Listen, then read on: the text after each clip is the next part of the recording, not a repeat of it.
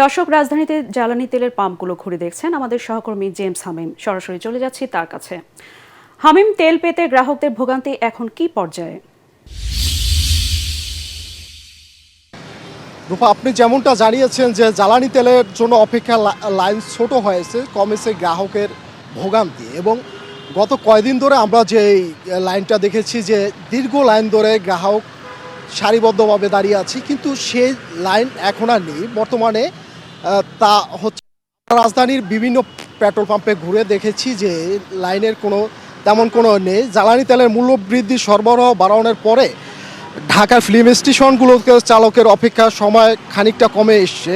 তবে যেসব পাম্পে ফুয়েল পাস বাধ্যতামূলক, সেখানে তুলনামূলকভাবে বেশি সময় অপেক্ষা করতে হচ্ছে মোটর চালকদের। এবং এছাড়া যেসব পাম্পে রয়েছে ফুয়েল পাস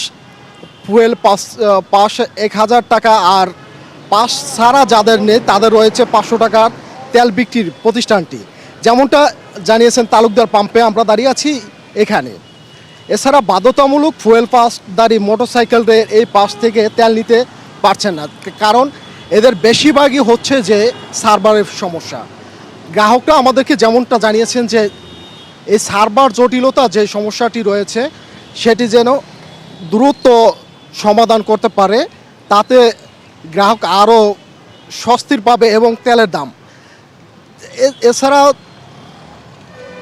এছাড়া তেলের পাম্পগুলোর বিভিন্ন রকম রয়েছে। এই তেলের পাম্পের যেমন 7 রাস্তা ফিলিং স্টেশনে দেখা গেছে পাম্পে প্রায় অর্ধশত মোটরসাইকেল লাইন রয়েছে, কিন্তু তাদের কাঙ্ক্ষিত যে তেল তারা কিন্তু পাচ্ছে।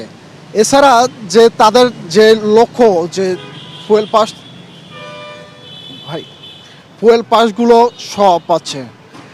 এছাড়া এই তেলে যে সংকট রয়েছে গভর্নমেন্ট তা অচিরেই শেষ করবে এবং ভোগান্তির সম্মুখীন শেষ করছে। এ ছিল সর্বশেষ তথ্য আমার কাছে।